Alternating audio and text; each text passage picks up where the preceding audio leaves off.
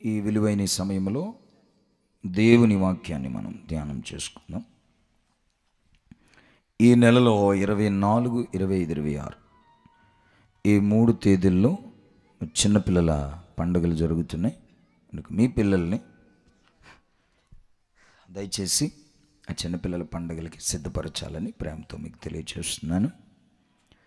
ఆ రీతిగా పరిశుద్ధాత్మ దేవుడు మనకు సహాయం చేయనుగాక. శ్రద్ధగా దేవుని వాక్యం వినండి. వాక్యం వినడానికి మీకు అభ్యంతరం ఏమీ లేకుండా, ఏ ఇబ్బంది లేకుండా ఉండటానికి ఆ ఫోన్లు కట్టేసుకోండి. ఎందుకంటే సరైన టైంలో మీకు ఫోన్ వచ్చిందనుకోండి, మీరు సరైన వాక్యం వినకపోవటం వల్ల మీరు వచ్చింది వ్యర్థమైపోద్దేమో అని భయం వేస్తుంది నాకు. అందుకని ఆ పరిస్థితి ఎవరికి రాకుండా మీరు వాక్యం మీద శ్రద్ధ పెట్టండి. మీరు చాలా వెల చెల్లించి ఇక్కడికి వచ్చారు. వెల చెల్లించడం అంటే ఛార్జీలే కాదు. ఈరోజు ఇంకో చోట గడిపి ఉంటే, ఇంకో పనికి వెళ్ళి ఉంటే, వ్యాపారానికి వెళ్ళి ఉంటే మీకు మీ చేతికి ఎంతో కొంత వచ్చి ఉండేది. ఇక్కడున్న ఏ ఒక్కరు కూడా ఖాళీగా ఉండి వచ్చిన వాళ్ళు కాదు, కాలక్షేపం చేద్దామని వచ్చిన వాళ్ళు కాదు. అర్థమైందండి?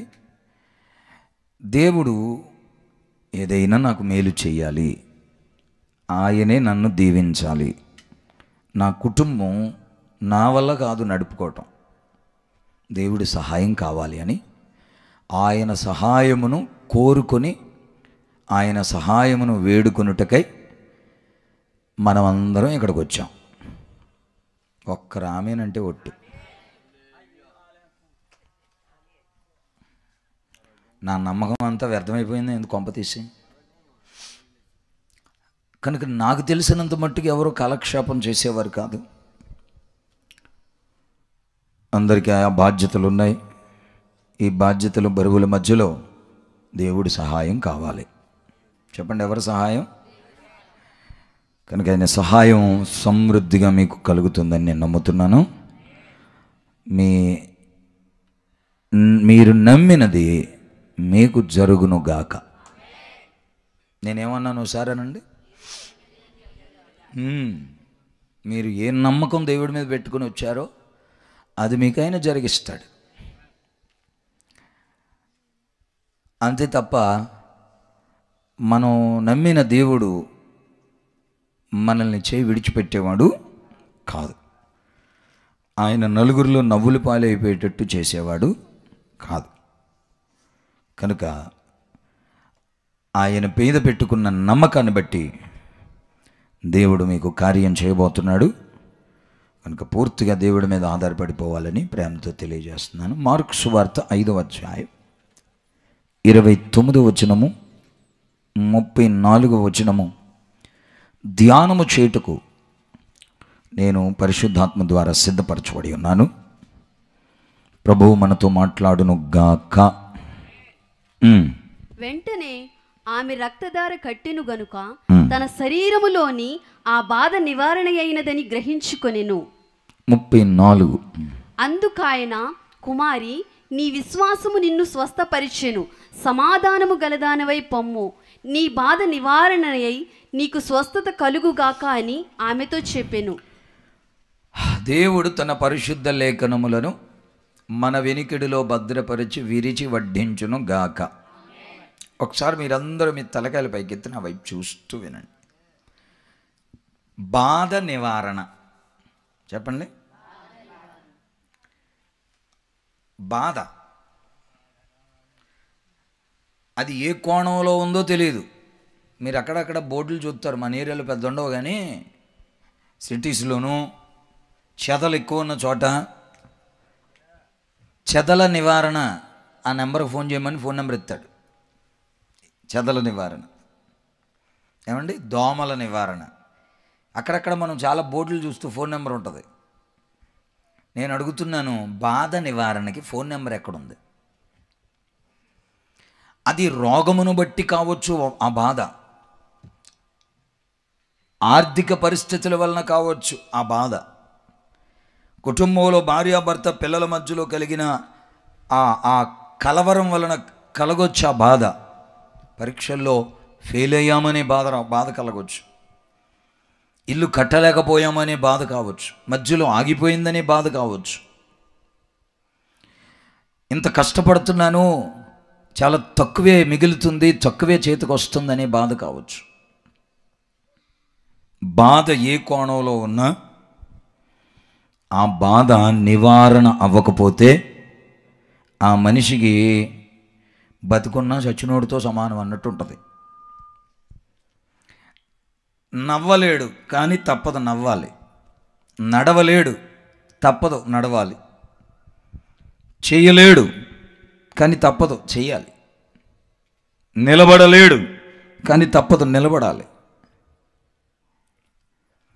బాధ గుండెలో మనిషిని కృంగదీసేస్తుంది. నేను నిన్న చాలా సందర్భాల్లో నేను ఈ విషయాన్ని మాట్లాడుతూ కారులో మన బిడ్డలతో సంభాషించుకుంటూ వచ్చా. ఏమిటంటే, మనకి 100 కోణాలలో ఆనందం ఉందనుకోండి, ఒక్క కోణంలో బాధ ఉందనుకోండి, ఈ ఒక్క బాధ ఈ 100 ఆనందాలని మింగెత్తది. ఈ 100 కోణాలలో ఆనందం ఉంది కదా అని ఆనందించాం, ఆ ఒక్కదాని కోసమే బాధపడతా కూర్చుంటాం. అంటే ఆ ఒక్క బాధ ఈ 100 ఆనందాలని మింగేస్తుంది. అంత బలంగా ఉంది ఆ బాధ. సముద్రంలో సుడిగుండం లాంటిది బాధ అనేది. సుడిగుండం వచ్చిందనుకోండి, ఆ చుట్టుపక్కల ఎన్ని ఓడలున్నా వెళ్ళిపోతాయి అందులోకి. పెద్ద పెద్ద ప్రపంచం లాంటి ఓడలు ఉంటాయి. అందుకని ఎక్కడో దూరంగా లంగర్లు వేసి యాంకర్లు వేసుకుని ఆపేసుకుంటారు, అందులోకి వెళ్ళిపోతాయి. ఇంకా మరలా కనుమరుగైపోతాయి, ముక్క చెక్కలు అయిపోతాయి అందులో పడిపోయి. సముద్రంలో ఓ భయంకరమైన సుడిగుండం లాంటిది బాధ అనేది. అది ఎన్ని ఆనందాలనైనా మింగేస్తుంది. వినండి, ఒక 3, 4, 5 కోణాల్లో బాధలు ఉన్నాయనుకోండి, ఓ కోణంలో ఆనందం ఉందనుకోండి, ఈ ఆనందం ఈ బాధలను మింగలేదు. ఈ పక్కన పరీక్షలో పాస్ అయ్యారు, ఈ పక్కన కొద్ది గొప్ప బాగానే ఉంది, ఇల్లు ఉంది, పెళ్ళయింది, పిల్లలు పుట్టారు, ఇవన్నీ బాగానే ఉన్నాయి. ఈ కోణాల్లో అన్నీ బాగానే ఉన్నాయి. ఇంకో ఏరియాలో ఏదో బాధ ఉంది, అంతే. మొత్తం ఈ ఆనందాలన్నీ మంట కలిసిపోతాయి. బాధ అనేది అంత ప్రమాదం.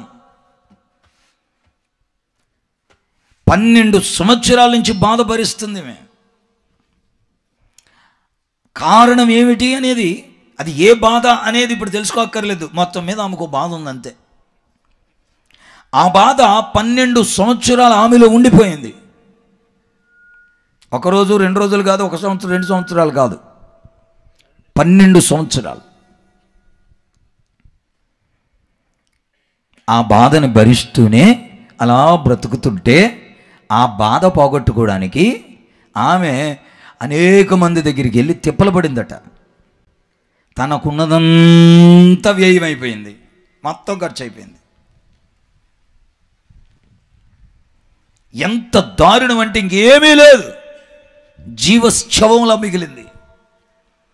ఆ భయంకరమైన పరిస్థితుల్లో అప్పుడు ఆమెకి యేసుని గురించి వినబడింది. చెప్పండి, ఎవరి గురించి? హల్లెలూయ.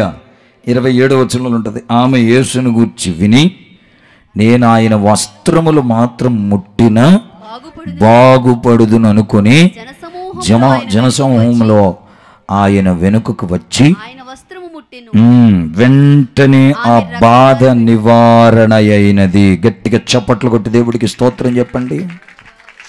హల్లెలూయా. నేను ఈ పూట మీకు ఒక మాట చెప్తా. బాధ నివారణకి ఒక ఫోన్ నెంబర్ ఇస్తున్నా, మీకు అడ్రస్ ఇస్తున్నా. దేనికి? ఏ బస్ ఎక్కాలి, ఏ ట్రైన్ ఎక్కాలి, ఏ ఫ్లైట్ ఎక్కాలి, ఏ సందు, ఏ వీధి, డోర్ నెంబర్ ఎంత, మండలం ఏమిటి, ఇవన్నీ అడిగితే, ఇదిగో మార్క్స్ వార్త 5వ అధ్యాయం 27 వచనం 28వ వచనం మీకు నేను మొత్తం అడ్రస్గా ఇచ్చేస్తున్నాను. హల్లెలూయా. 12 సంవత్సరాల నుంచి బాధపడుతూ, బాధను అనుభవిస్తూ, బాధను మింగుతూ, అన్నం తిన్నదో లేదో తెలియదు, ఎవరైనా పట్టించుకున్నారో లేదో తెలియదు. తనకున్నదంతా, ఆస్తంతా మొత్తం అమ్మేసుకుంది. ఎకరాల పొలం అంతా అమ్మేసుకుంది. తనకున్న బంగారం, వెండి మొత్తం అమ్మేసుకుంది. వ్యయం చేసేసింది ఆ బాధను పోగొట్టుకోవడానికి. నేను మళ్ళా చెప్తున్న, బాధ అనేది ఒక రోగమే కాదు. అది ఆర్థికపరమైన బాధ కావచ్చు, చుట్టుపక్కల వారు నీ మీద వేసే నిందల వలన వచ్చే బాధ కావచ్చు, కుటుంబంలో చెప్పుకోలేని కొన్ని బాధలు ఉంటాయి. ఎవ్వరికీ చెప్పుకోలేము, చెప్పుకుంటే సిగ్గుచేటు. అలాగే సంవత్సరాల తరబడి ఆ బాధను లోపల పెట్టేసుకుని అలాగే గడిపేస్తూ ఉంటారు. ఎవరికి చెప్పుకోవడానికి కుదరదు, ఎవరికి చెప్పుకునేది కూడా కాదు అది. కనుక ఎందుకో నేను ప్రార్థన చేసుకుంటూ ఉంటే, నిన్న ఈ వాక్యం ధ్యానం చేశాం, నాకు స్వరం వినబడుతూ ఉంది. రాత్రి నిన్న ఈ కూటాల వల్ల విపరీతంగా అలిసిపోయాను, నా వల్ల అవ్వలేదు అసలు. లేచేసరికి 6:20 అయింది. ఇంకెక్కడ గబగబా మాంతంగా మంచం నుంచి లేచి చర్చిలోకి దూకా. అందరూ వెళ్ళిపోయారు. దేవునికి స్తోత్రం.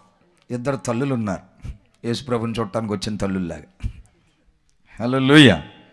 అయిపోయింది, ఆ కూటం అయిపోయింది. బాగా అలసిపోయాను రాత్రి, నా వల్ల అవ్వలేదు అసలు. హల్లెలూయా. ఆదివారం వచ్చి మర్నాడు కార్యక్రమాలంటే చాలా కష్టంగా ఉంటుంది. దేవుని బిడ్డలారా, ఆ పరిస్థితులు ఇక ప్రార్థన చేసుకుంటూ ఉంటే లోపు ఫోన్ వచ్చింది. అన్న 8 గంటలకి పునాది రాయి వేస్తానన్నారు అన్నాడు. బుర్రగొక్కుంటే కాసేపుడు గుర్తొచ్చింది, అక్కడెక్కడో రామేశ్వరంలో వెళ్ళి పునాది రాయేయాలి. అప్పుడు నేను అలా ప్రార్థన చేసుకుంటూ ఉంటే వచ్చి, అప్పుడు నాకు ఒక స్వరం వినబడుతుంది, బాధ నివారణ ఎక్కడుంది వాక్యం అని ఎతికితే నిన్న ధ్యానం చేసిన వాక్యంలోనే కనబడింది. బాధ ఏ కోణంలో ఉన్నా దాని నివారణ, హల్లెలూయా, దాని నివారణకు ఒక పరిష్కారం ఉంది. సంవత్సరాల తరబడి, ఏళ్ల తరబడి, జీవితకాలం అంతా బాధతోనే ఉండక్కర్లేదు. ఆ బాధ నివారణ అవుతుంది. స్తోత్రం చెప్పండి గట్టిగా. తగ్గుతుంది, అది ఆ బాధ తొలగిపోతుంది, నివారించబడుతుంది. మరి ఏంటి ఆ పరిష్కారం? ఏమి లేదు, ఎక్కడా లేదు. ఏ మనుషుని దగ్గర, ఏ చేతబడి దగ్గర, ఏ జ్యోతిష్కుడి దగ్గర, ఏ రాజకీయ నాయకుడి దగ్గర, ఏ మనిషి దగ్గర, ఏ సేవకుడి దగ్గర బాధ నివారణ అయ్యేది కాదు. అది ఒకే ఒక చోటు ఉంది. ఆ చోటే యేసయ్య పాదాలు. యేసయ్య ఉన్న చోటు, ఆయనే ఆ బాధకి నివారణ. బాధ ఏదైనా కానివ్వండి, పిల్లల వలన బాధ, భర్త వలన బాధ, భార్య వలన బాధ, చదువులో బాధ, ఉద్యోగంలో బాధ, వ్యాపారంలో బాధ, వ్యవసాయంలో బాధ. ఎంత కష్టపడుతున్నాం, ఫలితం లేదు.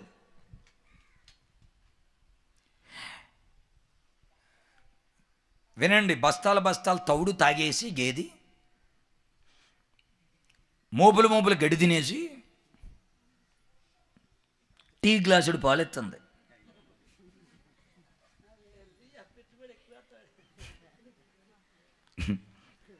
ఇన్పుట్ ఎక్కువ, అవుట్పుట్ తక్కువ. ఏమండి, ఎలా ఉంటుంది చూడండి ఒకసారి. ఆ రైతుకి లేదా ఆ పశువుని పెంచే దాన్న వదులుచుకోలేడు, దాన్ని కన్నిప్పేసి వదిలేయలేడు, ఉంచుకుంటే పెట్టుబడి పెట్టలేడు. తీరా పొదుగు దగ్గరికి వెళ్ళి పితికితేనేమో ఆ గుండె ఎంత బాధతో ఉంటుందో ఒకసారి ఆలోచన చేయండి. కొంతమంది పిల్లల వలన ప్రయోజనం లేదు, భర్త వలన ప్రయోజనం లేదు, భార్య వలన ప్రయోజనం లేదు,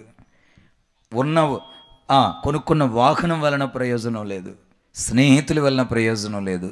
బైబిల్లో యోబు అనే ఆయన అదే అంటాడు, నా స్నేహితులు నీళ్లు లేని బావులు, నీళ్లు లేని బావలు. బావా అంటూ తిరుగుతారు. అర్థమవుతుందండి? వాళ్ళల్లో నీళ్లు లేవు, ఏమీ లేదు. ఒక వ్యక్తి యొక్క బాధ నివారణ అవ్వగలిగినది యేసయ్య దగ్గర మాత్రమే. మీరు కొత్తగా ప్రభువుని నమ్ముకున్నా, ఎప్పటి నుంచో ప్రభువుని నమ్ముకున్నా, నాకులాగా తెల్లబట్టలు వేసుకొని సేవ చేస్తా ఉన్నా, నాకైనా మీకైనా మరెవరికైనా ఒకటే నివారణ, బాధకయ్యే నివారణ యేసయ్య మాత్రమే. 12 సంవత్సరాల నుంచి చెయ్యని ప్రయత్నం లేదు, తిరగని చోటు లేదు, వెళ్ళని డాక్టర్ లేడు. ఇంత తిరిగి తిరిగి తిరిగి తిరిగి తిప్పలు పడి ఉన్నదంతా వ్యయం చేసుకుని ఎంత మాత్రమును ప్రయోజనము లేక మరింత సంకటపడింది తల్లి. ఇంకో మాటలో చెప్పాలంటే బురదలో దిగిపోతే ఈ కాలు, ఒక కాలు పైకి లేపే లోపు ఈ కాలు దిగిపోతుంది.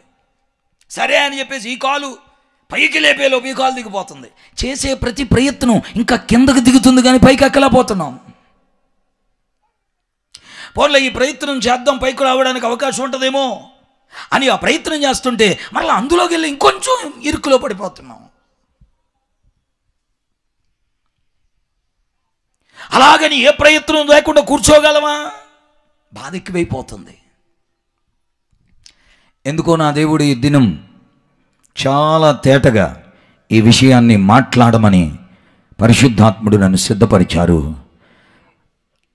ఈరోజు ఎవరెవరి గుండెల్లో ఏ బాధ ఉందో, ఎవరెవరి గుండెల్లో గూడు కట్టుకుపోయి సంవత్సరాల తరబడి వేళ్ళూని మా వృక్షంలా ఆ బాధ లోపల బలిసిపోయి ఉందో, నా దేవుడు ఈరోజు ఆ తల్లికి 12 సంవత్సరాల నుంచి బాధను అనుభవిస్తున్న ఆ తల్లికి విడుదలిచ్చిన దేవుడు ఈరోజు ఈ మధ్యాహ్న పూట వాక్యం వింటున్నందరికీ విడుదల ఇవ్వబోతున్నాడు. బాధ నివారణ అవ్వబోతుంది. ఆ రక్తధార కట్టబోతుంది. ఆ సమస్య నుండి విడుదల ఇవ్వబోతున్నాడు. గట్టిగా చప్పట్లు కొడుతూ ఎన్నిసార్లు అనగలరు అనండి. నేను ఆమేన్ వరకు యేసయ్యా అని గట్టిగా పిలవండి. యేసయ్యా పిలవండి, పిలవండి, గట్టిగా పిలవండి. యేసయ్యా అని పిలవండి.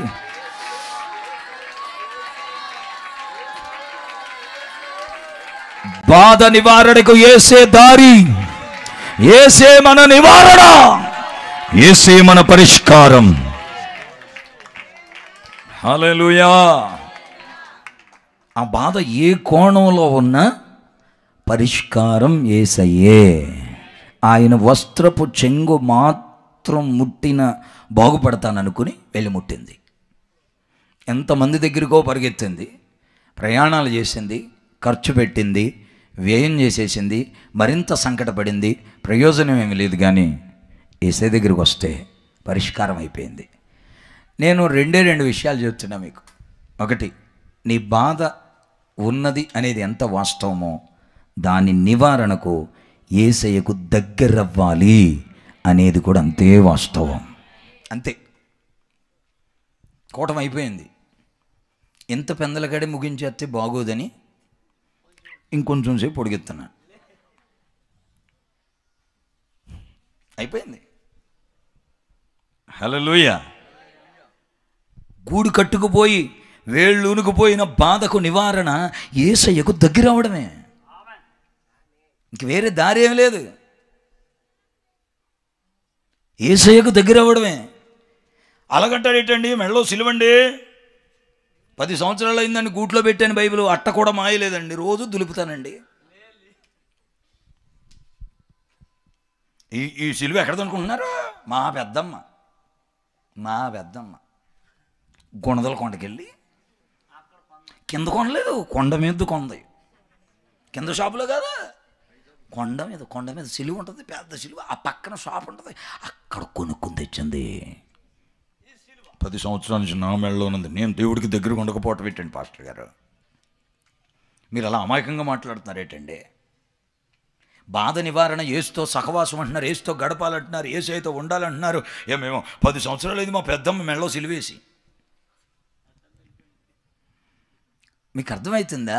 దేవుడికి దగ్గర అవ్వడం అంటే ఏదో బొమ్మలు పెట్టుకోవడం, తాళ్ళు కట్టుకోవడం, బైబిల్ చేతిలో పట్టుకోవడం కాదు. మీకు సింపుల్గా అర్థం అవ్వాలంటే యేసు ప్రభు దగ్గర జనాలు 1000 మంది వెంబడించారు. వారిలో ప్రభుకి దగ్గరగా ఉన్నవాళ్ళు కొద్దిమందే. వేల మంది అలా కూర్చుంటే 70 మంది ఆయనకి కొంచెం ఎదురుగా ఉండేవారు. అందులో 12 మంది ప్రభుకి దగ్గరగా ఉండేవారు. అందులో ఒక 12 మందిలో 8 మంది కొంచెం దూరంగా ఉండేవారు. 3 కొంచెం దగ్గరగా ఉండేవారు. పేతురు, యాకోబు, యోహాను. ఈ 3 ఎప్పుడు ప్రభుకి బాగా దగ్గరగా ఉండేవారు. ఈ 3లో యోహాను ప్రభువుకి రొమ్మును ఆనుకునేవాడు. చేతులతో హల్లెలూయా చెప్పండి. హల్లెలూయా. ఈ 12 మంది శిష్యులు ఒకడున్నాడు చూశాడా, ప్రభువుకి బాగా దగ్గరకు వచ్చేసేవాడు. మరలా ప్రభువుకి బాగా ఆ ఉన్న జనానికి మించి దూరం వెళ్ళిపోయేవాడు. అత్వాను దూరం వెళ్ళిపోయేవాడు, మరలా వచ్చేసేవాడు. ప్రభు చుట్టూ గిరగిర తిరిగేసేవాడు. ఆ తర్వాత బయటికి వెళ్ళిపోయి గిరగిర తిరిగేసేవాడు. 30 వెండి రూపాయలకి యేసుప్రభుని అమ్మేసుకుని పొలం కొనుక్కుని ఆ పొలంలో ఒక చెట్టుకి ఊరేసుకుని చచ్చిపోయాడు. దగ్గరవుతా దూరం అవుతా, దగ్గరవుతా దూరం అవుతా, వెచ్చగా ఉండక చల్లగా ఉండక, కాసేపేమో వెచ్చగా ఉండి కాసేపేమో చల్లగా ఉండి నులివెచ్చని స్థితిలో ఉంటే అసఖ్యమైపోయాడో ఏంటో మరి. దేవుని బిడ్డలారా, పరిష్కారం, బాధకి పరిష్కారం, బాధకి నివారణ యేసయ్యతో గడపటమే, యేసయ్యతో సహవాసం చేయటమే, ఆయన సన్నిధిలో ఉపవాసాలు ఉండడమే, ఆయన బైబిల్ చదువుకుంటూ ఆయన పాదాల దగ్గర కూర్చోవడమే. బాధ పోవాలని, అది నివారణ అవ్వాలని చేసే ప్రతి పరిస్థితులు కొన్నిసార్లు, అన్నిసార్లు కాదు, కొన్నిసార్లు మరింత బాధల్లోకి తీసుకుపోతాయి. మీరు ప్రయత్నాలు చేస్తున్నప్పుడు మరింత బాధల్లోకి వెళ్తున్నారంటే ముందు ప్రయత్నాలు ఆపేయాలి. సన్నిధిలోకి వెళ్ళిపోవాలి. మనల్ని అర్థం చేసుకునే వాళ్ళు లేరు.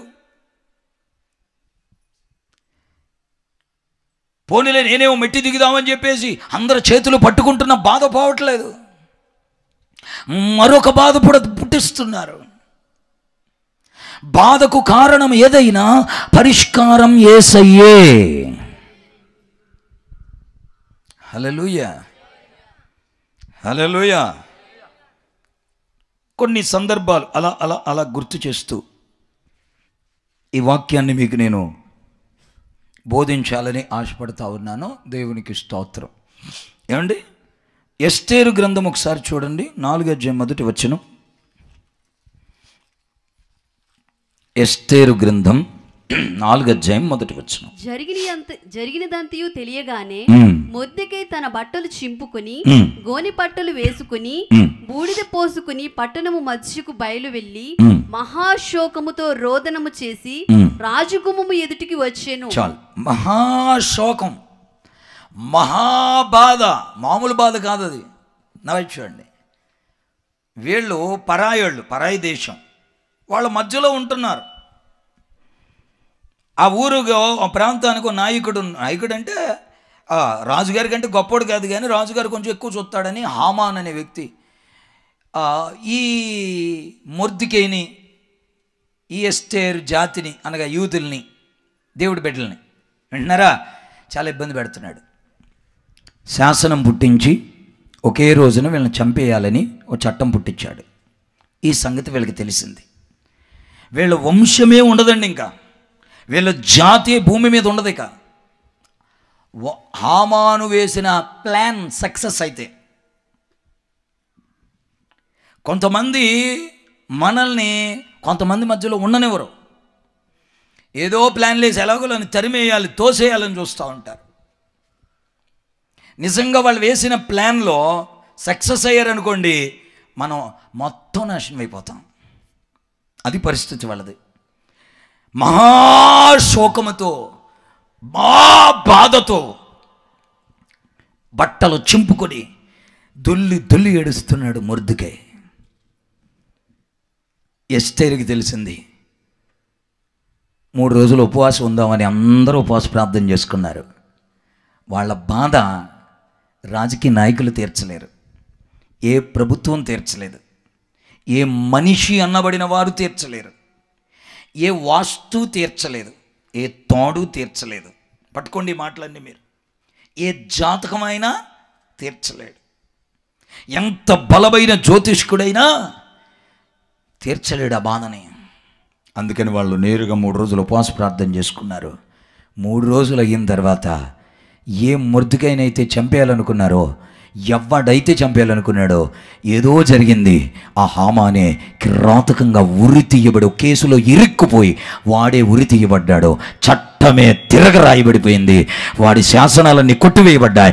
పరిస్థితులన్నీ మారిపోయాయి. మీరు 8వ అధ్యాయంలో 15వ వచనం నుంచి కొంచెం చదవగలిగితే 16వ వచనం, ఈ యూదులకి క్షేమము, ఆనందము, సంతుష్టి, ఘనతయు కలిగెను. బాధ నివారణ అయిపోయింది. స్తోత్రం చెప్పట్లేదు మీరు? ఇప్పుడు చెప్పండి, 8 లక్షల మంది ప్రజలు, ఇందులో ముఖ్యుడు మొర్దెకై, ఎస్తేరు, వీళ్ళందరూ 3 రోజులు ఉపవాస ప్రార్థన చేశారు. సీరియస్గా చేశారు, సిన్సియర్గా చేశారు, ఖచ్చితంగా చేశారు, మహారోదనతో చేశారు, దేవుని కాళ్ళ దగ్గర పడి ఉన్నారు. బాధ నివారణకి అడ్రస్ చెప్తున్నాను నేను మీకు. బాధ నివారణకి అడ్రస్ ఏమిటంటే ఉపవాస ప్రార్థన. ఏంటదే? కడుపు కట్టేయడమే. యేసు రక్తమే చేయం. సరే, మీకు మాట చెప్తాను వినండి. తిందామని వండుకుంటున్నారు. తినే సమయానికి బాధ గుర్తొస్తుంది. కన్నీళ్ళు కారిపోయి కంచంలో పడుతున్నాయి. తినలేక 1, 2, 3 ముద్దలు ఆ కన్నీళ్ళు కలుపు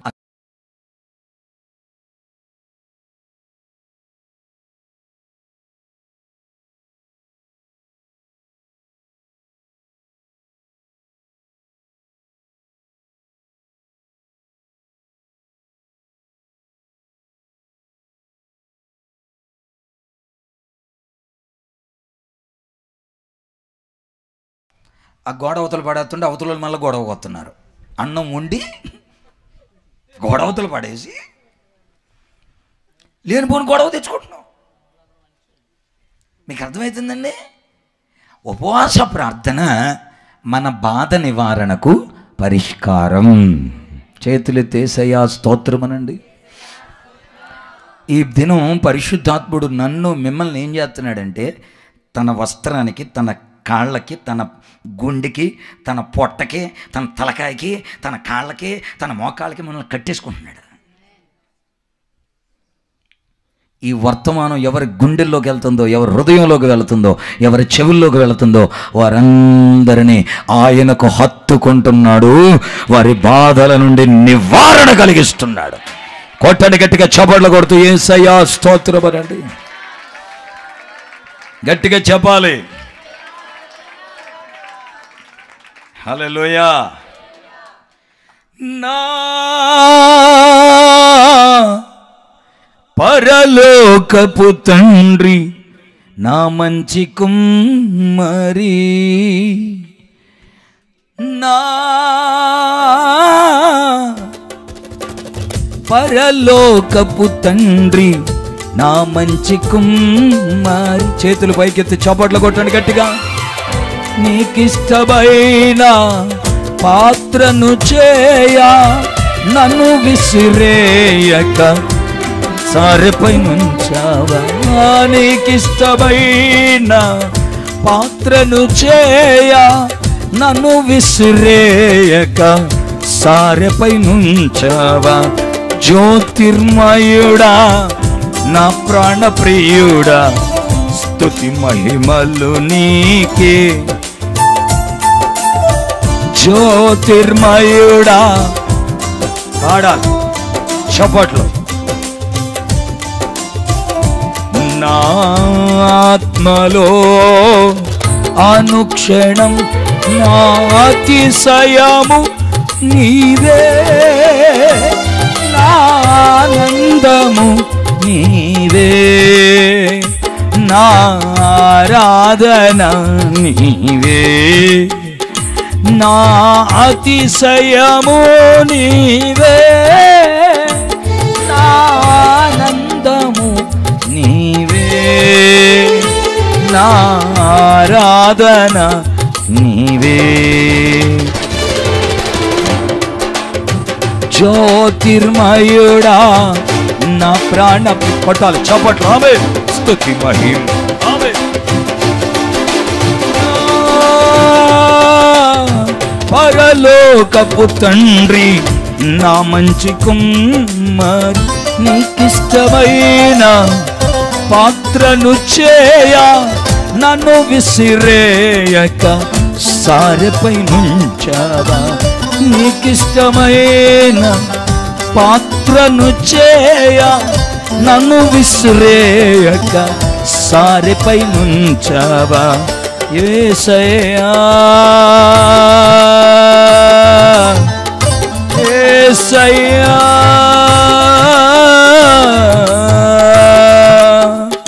యేసయ్యా యేసయ్యా యేసయ్యా యేసయ్యా నా అతిశయము నీవే, నా ఆనందము నీవే, నా ఆరాధన నీవే, నా ఆనందము నీవే. కొట్టాలి కొట్టాలి.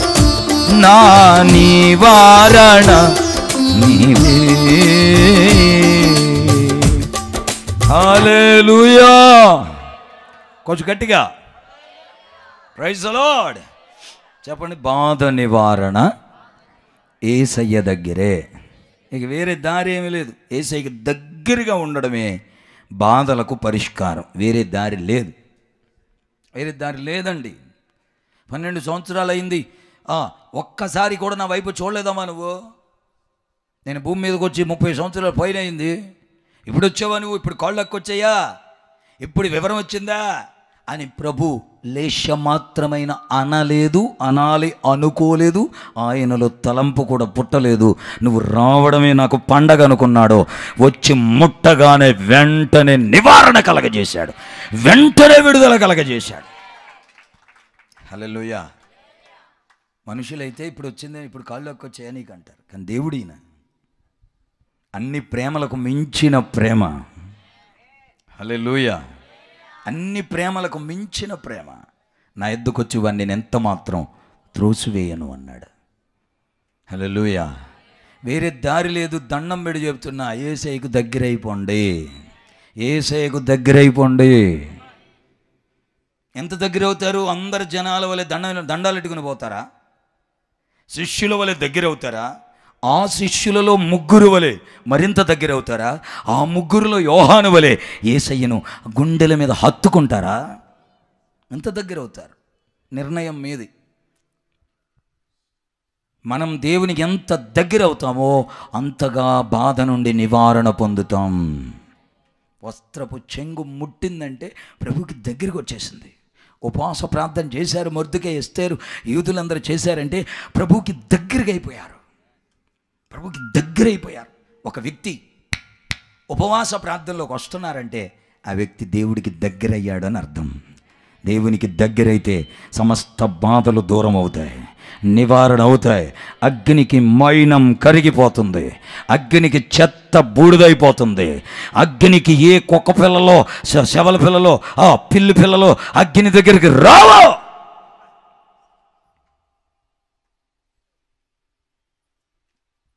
హల్లెలూయా. దేవునికి దగ్గర అవడమే బాధకు పరిష్కారం. ఒకసారి అన్నాను గట్టిగా. మీకు మాట చెప్పనా? దేవుడికి దూరం అవడమే బాధకు కారణం. బాధకు కారణం. దేవునికి దగ్గర అవ్వడమే బాధకి పరిష్కారం. చేతులెత్తి యేసయ్యా స్తోత్రం అనండి. ఇంకో సందర్భాన్ని అలా గుర్తు చేసి కొంచెం ముందుకు వెళ్తాను. 73వ కీర్తన 22, 23, 24. 73వ కీర్తన 22, 23, 24. అయినను నేను ఎల్లప్పుడూ నీ యొద్దనున్నాను, నా కుడి చేయి నీవు పట్టుకొని ఉన్నావు. అయినను నేను ఎల్లప్పుడూ నీ యొద్ద. పై వచ్చును, నేను తెలివి లేని పశుప్రాయుడనైతిని, నీ సన్నిధిని మృగము వంటి వాడనైతిని. అయినను నేను ఎల్లప్పుడూ నీ యొద్దనున్నాను, నా కుడి చేయి నీవు పట్టుకొని ఉన్నావు. నీ ఆలోచన చేత నన్ను నడిపించెదవు, తరువాత మహిమలో నీవు నన్ను చేర్చుకొందువు. ఆకాశమందు నీవు తప్ప నాకెవరున్నారు? నీవు నాకుండగా లోకములోనిది ఏదీ నాకు అక్కరలేదు. హల్లెలూయా. 26. నా శరీరము నా హృదయము క్షీణించిపోయినను దేవుడు నిత్యము నా హృదయమునకు ఆశ్రయ దుర్గమును స్వాస్యమునై ఉన్నాడు. నిన్ను విసర్జించు వారు నశించెదరు, నిన్ను విడిచి వ్యభిచరించు వారినందరినీ నీవు సంహరించెదవు. నాకైతే దేవుని పొందు ధన్యకరము.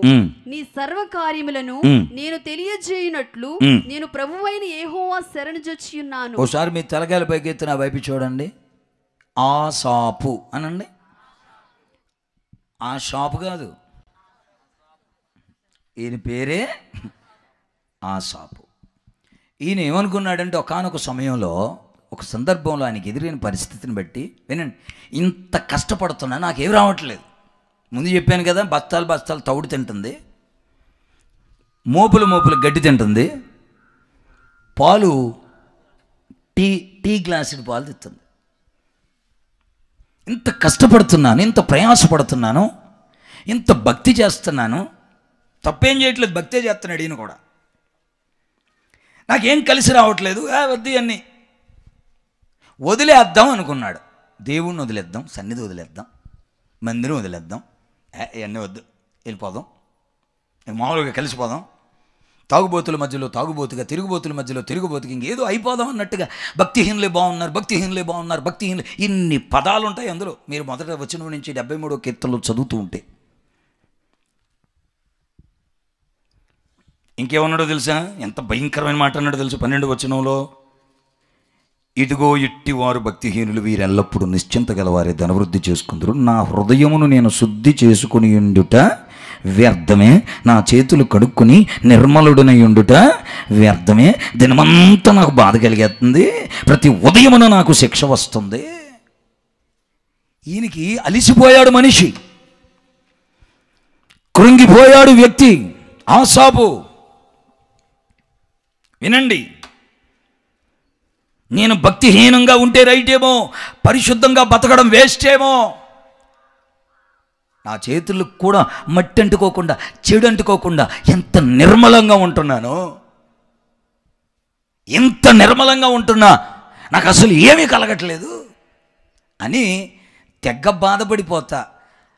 ధనవృద్ధి చేసుకుంటున్న భక్తిహీనులను చూసి, భక్తి లేని వాళ్ళని చూసి ధనవృద్ధి చేసుకుంటున్నా.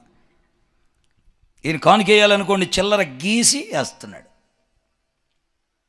వేద్దామంటే రావట్లేదు, మనసు ఉండట్లేదు. ఉన్నవాళ్ళకి వేద్దామని మనసు లేదు, ఏం చేద్దామన్నా కుదరటం లేదు. కానీ ఏ భక్తి లేని వాళ్ళు ధనవృద్ధి చేసుకుంటున్నారు, ఏంటి అసలు ఏం జరుగుతుంది అని అసలు చాలా కలవరపడిపోయి, బాధపడిపోయి, కృంగిపోతా ఉంటే ఓ రోజు సరే చిన్న ప్రార్థన చేసుకుందామని మందిరంలోకి వచ్చాడు. మందిరంలోకి వచ్చి మోకాళ్ళు వేసాడో లేదో ఒక దర్శనం కనబడుతుంది. దేవుడు లేకుండా, దేవుడికి దగ్గరగా ఉండకుండా, భక్తిహీనంగా ఉంటూ దేవుణ్ణి విడిచి దేవుడికి దూరమైన వారందరూ నాశనమై పాతాళములో కాలుతున్నారట, పాతాళ పంచున ఉన్నారట, ఆ జ్వాలల చేత యాతనకి సిద్ధంగా ఉన్నారట. ఒక్కసారి ఉలుక్కుపడ్డాడు. ఇదేమిటి, వీళ్ళు భూమి మీద ఎంతో ఆనందంగా ఉన్నారు, ధనవృద్ధి చేసుకుంటున్నారు, సంబరంగా ఉన్నారు, నేను కూడా ఆలగలా మారిపోదాం, ఈ భక్తి అంతా వేస్ట్, ఈ పరిశుద్ధత అంతా వేస్ట్, చేతులు నిర్మలం చేసుకోవడం వేస్ట్, ఎందుకు వచ్చింది, నేను ఆలగలా మారిపోదాం అని నేను అనుకుంటే వీళ్ళందరూ ఇక్కడ కాలుతున్నారేమిటి అని తనలో తాను ఆ ప్రార్థనలో, ఆ మందిరంలో, ఆ మోకాళ్ళ మీద ఉండి దర్శనం చూస్తూ ఆ దర్శనంలో అనుకుంటున్నాడు, ఇంతకీ నేనెక్కడున్నాను? వీళ్ళందరూ ఇక్కడ ఉన్నారు, పాతాళ పంచున, కొంతమంది కాలుతున్నారు, వెళ్ళడానికి సిద్ధంగా ఉన్నారు. నేను ఎక్కడున్నానని ఎత్తుకుతుంటే లేడు. నేను మొత్తం బూడిదైపోయినేమో అని కంగారు పడుతుంటే అలా తిరిగి చూస్తే ఒక చక్కని ధవళ సింహాసనం, దగ్గ మెరిసిపోతున్న ఒక సింహాసనం మీద ఎవ్వరు చూడలేనంత తేజస్సుతో ఒక ఆయన మహిమతో సింహాసనం మీద ప్రకాశిస్తున్నాడు. ఆయన్ని తీరి చూస్తా ఉంటే కాళ్ళ దగ్గర పడి ఉన్నాడంట ఆసాపు. దేవుని సింహాసనము దగ్గర, ఆయన పాదాల దగ్గర ఉన్నాడు. నేను తెలివిలేని పశుప్రాయుడిని అయిపోయాను కదా, నేను ఎంత అవివేకంగా మాట్లాడాను. వాళ్ళని చూసి వీళ్ళను చూసి, వాళ్ళ అభివృద్ధి చూసి వీళ్ళ అభివృద్ధి చూసి, వాళ్ళ ధనవృద్ధిని చూసి వీళ్ళ ధనవృద్ధిని చూసి, నాకేమీ రావట్లేదు, నాకేం అవ్వట్లేదు, ఈ భక్తి వేస్ట్ అనుకుని నేను పశువుగా మాట్లాడాను, పశుప్రాయుడనయ్యాను. ప్రభువా నన్ను క్షమించు, నాకు నీ పొందు ధన్యకరము, నీ పాదాలు చాలు నాకు. స్తోత్రం చెప్పండి. హల్లెలూయా, హల్లెలూయా. అదేదో పాట ఉంటుంది కదా,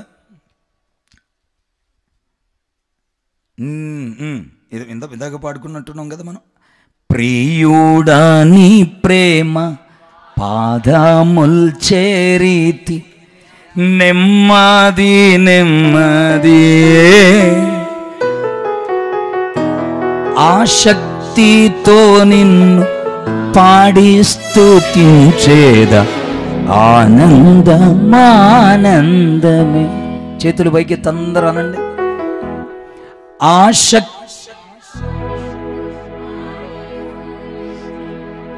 ఆనంద. మరోసారి పాడండి అందరూ చేతులెత్తి. ప్రియుడా నీ ప్రేమ నెమ్మది నెమ్మది ఆశక్తితో నిన్ను పాడి స్తుతించేదా, ఆనందమానందమే. హల్లెలూయా. ఈ ఆశీర్వాద ప్రార్థన ఇక్కడ మొదలుపెట్టిన మొదటి రోజే చెప్పాను మీకు. అప్పుడు ఇక్కడ టెంట్ వేసి మొదలు పెట్టాం మనం, మొదటి కూటమి అది. అప్పుడు చెప్పాను, ఆశీర్వాదాన్ని ఎప్పుడు ధనంతో, ఇల్లు వాకలి పొలాలతో పోల్చుకోవద్దు. ఆశీర్వాదం అంటే దేవుడితో ఉండడమే. అనండి ఒకసారి, ఆశీర్వాదం అంటే ఏంటి? దేవునితో ఉంటూ ఇల్లు కట్టుకోండి, దేవుడితో ఉంటూ పొలాలు సంపాదించుకోండి, దేవుడితో ఉంటూ ధనాభివృద్ధి చేసుకోండి, దేవుడితో ఉంటూ ఏదైనా చేసుకోండి. దేవుడు లేకుండా ఇవన్నీ చేసుకుని 500 రూపాయల పెన్నం రీఫిల్ లేదు, ₹10 రీఫిల్ లేదు అందులో. పెన్ ఎంత? మనకున్న ఎన్ని లెక్కెత్తే కోటీశ్వరులం. దేవుడు లేడు, బాప్తిజం లేదు, రక్షణ లేదు, ప్రార్థన లేదు, ఓ వాక్యం తెలియదు. 12 సంవత్సరాలు వ్యయం చేసుకుని, నష్టం చేసుకుని, అన్నీ పోగొట్టుకుని, అప్పుడు యేసుని గురించి తెలుసుకుని ఆయన దగ్గరికి వచ్చి అలా ముట్టుకుంది, బాగుపడింది. అదే 12 సంవత్సరాల క్రితం యేసుప్రభు దగ్గరికి వచ్చి ఉంటే అన్నీ ఉండుండేవి. ఖచ్చితంగా ఉండును. మీరు బహుగా ఫలించటం వలన తండ్రికి మహిమ కలుగుతుంది. దరిద్రులుగా ఉంచడండి యేసుప్రభుని నమ్ముకున్న వాళ్ళని. ఎన్ని ఉన్నా యేసు ఉండాలి. మా నాన్నగారు వాళ్ళ పాస్టర్ గారు అబ్బాయి మొన్న చనిపోయారు. ఆయన పాట పాడుతూ ఉండేవారు. నేను చిన్నప్పుడు మేము చిన్నోళ్ళం, బాగా చిన్నోళ్ళం అప్పుడు. నీకు అందచందమున్నా, నీకు ఆస్తిపాస్తులున్నా, నీ బ్రతుకునందు ప్రభు యేసు లేనిచో ఉన్నదంత సున్నా. యెహోషువ కమలాకర్ గారు రాశారు ఈ పాట. ఆ పాట అంతా పాడిన తర్వాత లాస్ట్లో అనేవాడు, నువ్వు ఇంజనీరు అయినా, పెద్ద డాక్టర్ గారివైనా, తర్వాత నువ్వు ఇంకేమైనా, నీ బ్రతుకునందు నీ యేసు లేనిచో ఉన్నదంతా పెద్ద సున్నా, గుడ్డు సున్నా. అర్థం చేసుకోండి. బాధ నివారణ యేసయ్యకు దగ్గరవ్వడమే. ఇప్పుడు బైబిల్లో ఒక చిన్న కొడుకు ఉన్నాడు, ఆ తండ్రికి 2 కొడుకులు.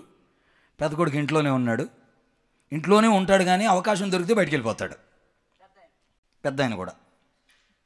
ఏమండి, ఈ చిన్న ఆయన మొత్తం ఆ తండ్రి దగ్గర ఆస్తంతా తీసుకుని మొత్తం పాడు చేసి దూరం దూరం దూరం దూరం వెళ్ళిపోయాడు. మొత్తం పాడైపోయింది.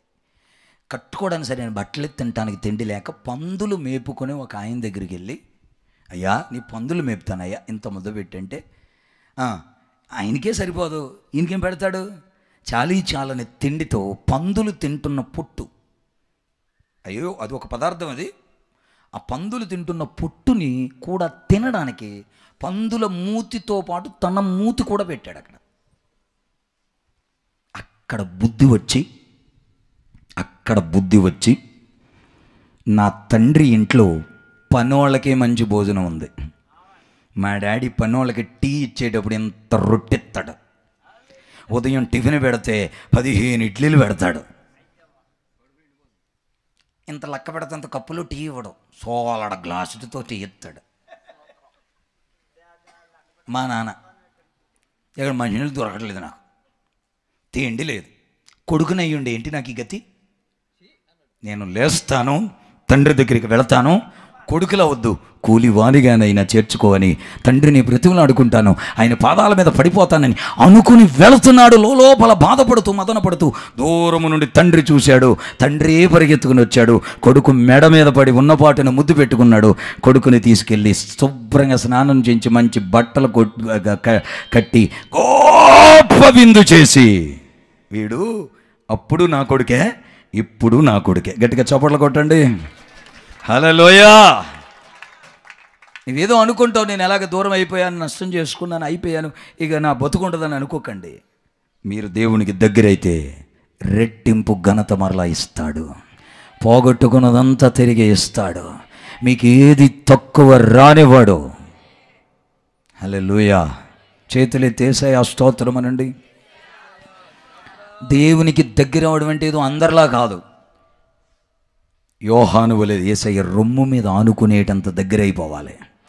అంటే ఆయన గుండె చప్పుడు వినేటంత, ఆయన బాధంతా మనకి చెప్పుకునేటంత దగ్గరగా ఉండాలి. ఇంట్లో పిల్లలు ఉంటారు, ఆడపిల్లలు మగపిల్లలు ఇంట్లో ఉంటారు కదా, తండ్రికి కూతుళ్ళు కొడుకులు. తండ్రి కానీ తల్లి కానీ అన్నీ అందరికీ చెప్పరు. అందులో కొడుక్కో ఒక కూతురుకో చెప్పుకుంటూ ఉంటారు, వాళ్ళకి చెప్పుకుంటూ ఉంటారు.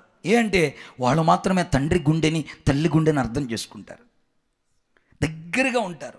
ఈరోజు పరిశుద్ధాత్మ దేవుడు అదే కోరుకుంటున్నాడు, మనం దేవునికి దగ్గరగా ఉండాలి. ఎంత దగ్గరగా అంటే ఆయన గుండె చప్పుడు వినేటంత దగ్గరగా. హల్లెలూయా, హల్లెలూయా. ఇలా చెప్పుకుంటూ వెళితే చాలా విషయాలు ఉన్నాయి, కానీ నేను ముగించే ప్రయత్నం చేస్తున్నాను.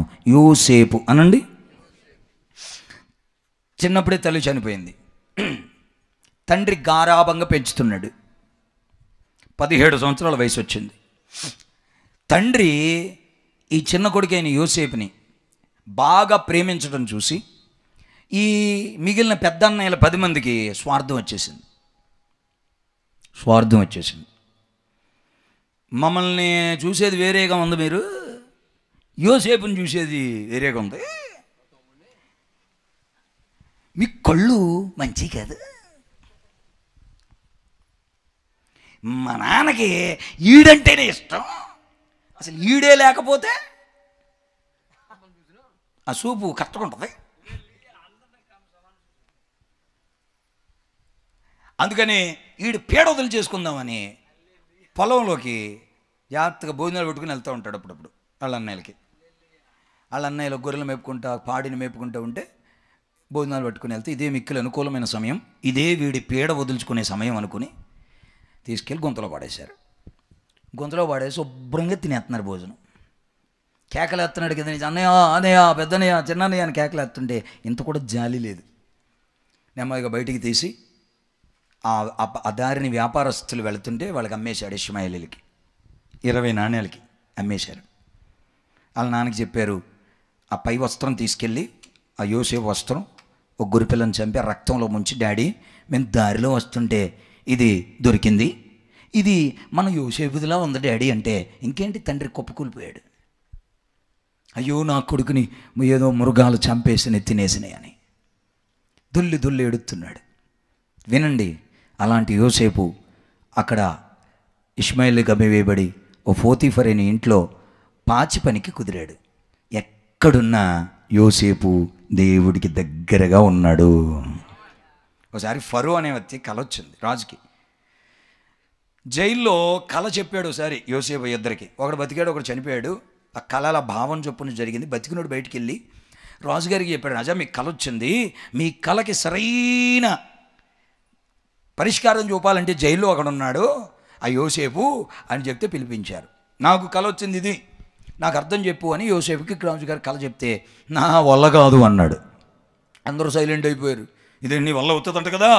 అవునండి నా వల్ల కాదు, కానీ మర్మములను బయలుపరిచే దేవుడు ఒకడు పరలోకంలో ఉన్నాడు, ఆయన బయలుపరుస్తాడు. హల్లెలూయా. మీరు తర్వాత చదువుకోండి, ఆదికాండం 41వ అధ్యాయం 16వ వచనంలో ఆ మాట ఉంటుంది. అంటే యోసేపు ఎంతగా దేవునికి దగ్గరగా ఉన్నాడో ఒక్క మాటను బట్టి మనకు అర్థం అవ్వాలి. అందుకే 49వ అధ్యాయం 22వ వచనం ఆదికాండంలో యోసేపు ఊట యొద్ద ఫలిస్తున్న ద్రాక్షావల్లి అని రాయబడి ఉంటుంది. ఊట యొద్ద ఫలిస్తున్న ద్రాక్షావల్లిలా ఉన్నాడు. అంటే ఒక ద్రాక్ష చెట్టులా వర్ధిల్లుతున్నాడు, ఊట దగ్గర ఉన్నాడు. ఊట అంటే దేవుడు, దేవుడికి గుర్తు, జీవజలపు ఊట యేసయ్య. అంటే యోసేపు దేవుడికి దగ్గరగా ఉన్నాడు. దేవుడికి దగ్గరగా ఉన్నప్పుడు మనల్ని ఎంతమంది దూరం పెట్టినా, ఎంతమంది అసూయపడినా, ఎంతమంది పన్నాగాల పనులు మనల్ని తన్నేసినా, తోసేసినా, దేవుడికి దగ్గరగా ఉంటే మనల్ని తన్నినా తోసిన వారికంటే ఎత్తుగా దేవుడు మన తల ఎత్తుతాడు, ఎత్తుతాడు, ఎత్తుతాడు. ఆయనకి దగ్గరగా ఉంటే సాధ్యం అవుతుంది. బాల్ చేతుల్లోకి వస్తే వికెట్ బదులు కొడతాం. స్తోత్రం చెప్పండి. మట్టి కుమ్మరికి అప్పగించుకుంటే ఏదైనా పాత్ర తయారు చేస్తాడు. మనం దేవునికి దగ్గరైతే, అప్పగించుకుంటే, ఆయనకు సమీపం అవ్వగలిగితే, ఆయనతో ఉండగలిగితే బాధ నివారణ అయ్యే పరిష్కారం ఆయన చూపుతాడు. ప్రభావం ఆయనలో నుండి వెళుతుంది. మందులు కాదు, డాక్టర్లు కాదు. ఏమండే ఎంతమంది డాక్టర్ల దగ్గరికి వెళ్ళినా కానీ ఈ డాక్టర్ గారికి చెయ్యెత్తేనే కానీ తగ్గట్లేదండి. ఈ కాదు 12 సంవత్సరాలు తెప్పలబడి అన్నీ అయిపోయినాయి ఆమెకి. ఎప్పుడైతే యేసుప్రభు వస్త్రాన్ని అలా ముట్టిందో ప్రభావం ఆయనలో నుండి వచ్చి బాధ నివారణ కలిగించింది. ప్రభావం రావాలనండి, గట్టిగా చెప్పాలి. ఆ ప్రభావం మీ శరీరాల మీద, మీ మనసుల మీద, మీ ఆత్మ మీద, మీ పిల్లల మీద, మీ పొలాల మీద, వాహనాల మీద, మీ పొలాల మీద, పాడి పంటల ప్రయత్నాల మీద, ఆ చేతి పనుల మీద ఆ ప్రభావము పనిచేసి ఎక్కడెక్కడ బాధ ఉందో ఆ బాధ అంతటిని నివారణ చేస్తుంది. ఇప్పుడు చేనుకు మందు కొడతారు, దోమలను చంపుతుందా చేను చంపుతుందా? ఆ మందు. ఒకవేళ దానికి మందు కొట్టకపోతే దోమకి, ఆ దోమ చేను చంపేస్తుంది. బాధకి మెడిసిన్ యేసుప్రభు. అది చస్తే, ఆ బాధ చస్తే మనం బతుకుతాం. స్తోత్రం చెప్పండి. కనుక ఆ బాధ నివారణ అయ్యే పరిష్కారం యేసయ్యే. ఎస్తేరు, యూదు, మొర్దెకైలు ఉపవాస ప్రార్థన చేసుకుని ఆ బాధను పోగొట్టుకున్నారు. ఆనందంతో, సంతృష్టితో అద్భుతంగా నింపబడ్డారు. యోసేపు దేవునికి దగ్గరగా ఉండి ఆ బాధలన్నిటి నుండి నివారణ పొందాడు. 13 సంవత్సరాల బాధ యోసేపుది. ఈ బాధల్లో దేవుడికి దగ్గరగా ఉన్నాడు.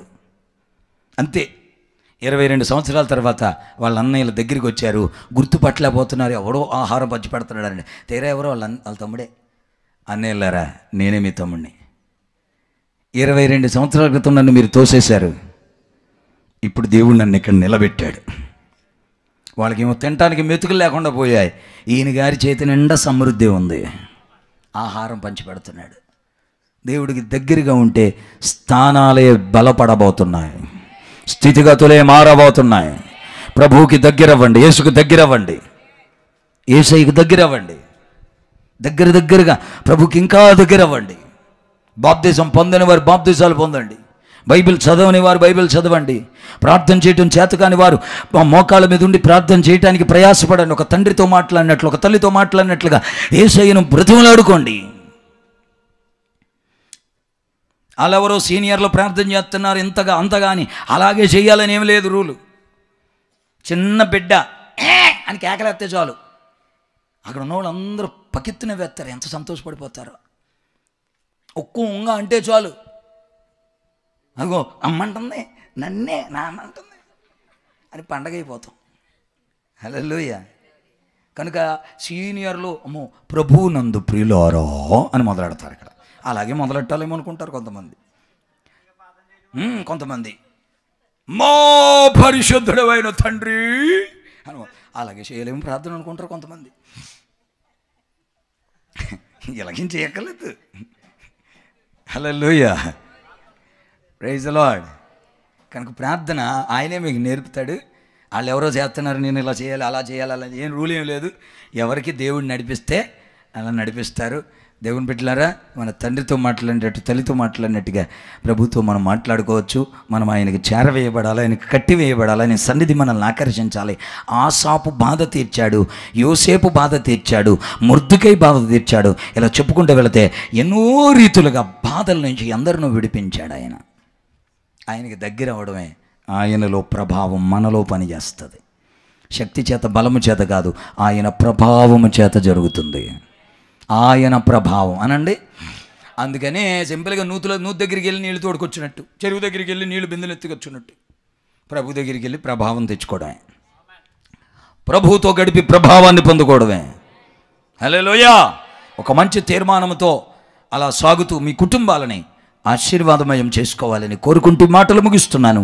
ప్రభువుతో గడుపునట్లుగా మనల్ని ఆకర్షించి ఆయనలోని ప్రభావంతో నింపి బాధ నివారణ చేయునుగాక.